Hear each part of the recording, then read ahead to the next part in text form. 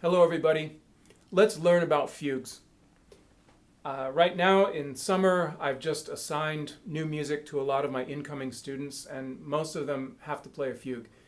And perhaps they have not done so before, and so this video is especially for them. What should you know as you're starting down this pathway of playing fugues on the piano? I've been fascinated with fugues since I was young and have always loved them. I've played a lot of them and then got into improvising. In fact, my next book is going to be a practical method for improvising fugue in Baroque style. And most of the time, pretty much every concert I play now, I'll improvise at least one fugue. So it's a big part of my life. And I love this type of music. We need to talk about, first of all, what in the world is a fugue? I wouldn't start by reading an article. I would start by listening to specific pieces. Here's my list. You can provide your list in the comments. You know, if you were trying to get somebody into fugue, what would you tell them to listen to? Here's my short list. Of course, the Well-Tempered Clavier, as much of it as you can get somebody to listen to. I love Glenn Gould playing that, not because it's the only way or the most sane way to play Bach, but because it's just so crazy and so lively. It's really great for young musicians. They realize that this is a very exciting world, not nearly as stuffy as they thought it was when they hear this crazy guy playing. So Glenn Gould, Well-Tempered Clavier of Bach. Handel, the closing chorus from the Messiah. It starts that worthy is the Lamb, and then the actual fugue starts on Amen. It's like a giant prelude and fugue for choir.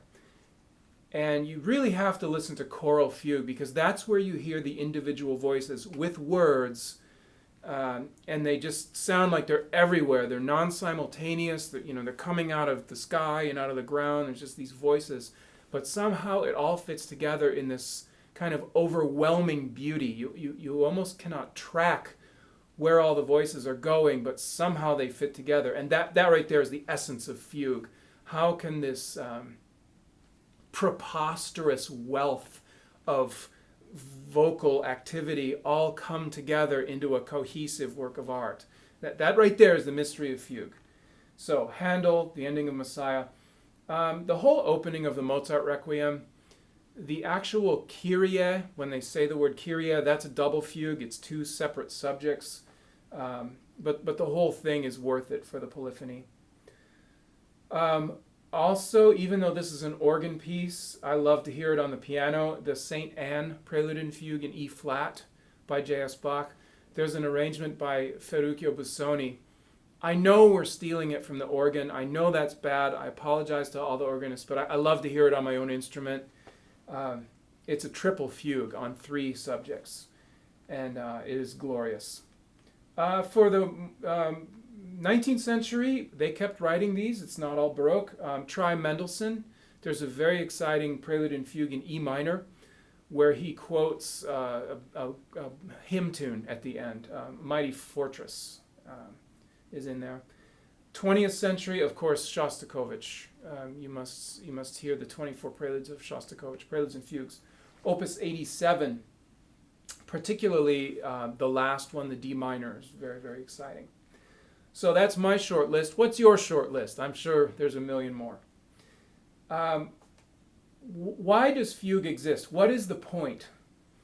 Okay, the point of this kind of music is that it's concentrated and unified because it all comes from one or very few, very cohesive musical ideas.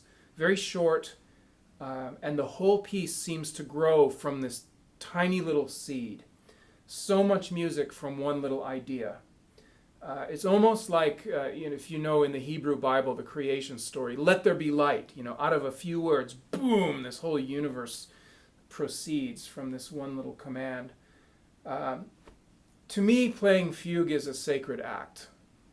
You don't have to agree with that. Obviously, people have different perspectives on this, but I feel like there's something mysterious and almost sacred about playing fugue, so I'm very devoted to it. You almost have this sense of chaos with all these different parts, and yet there's order and purpose in fugue. So I would start by just listening to a bunch of fugues and getting the idea of this sound of all these voices kind of climbing all over each other, and yet somehow it all is orderly and purposeful and holds together and makes sense as a work of art. If you don't love this, I don't know if I would suggest you playing fugues. If this at all, you hear all this stuff and you hate it or you just don't dig it, I don't know if I would go ahead with fugue. But if you feel like you've been bitten by the bug, then you will love playing fugue. So that's my suggestion, is what to listen to. What are your suggestions? What would you tell people to listen to? In the next part, we'll go on with the next steps of learning a fugue together. We'll talk to you then. Bye.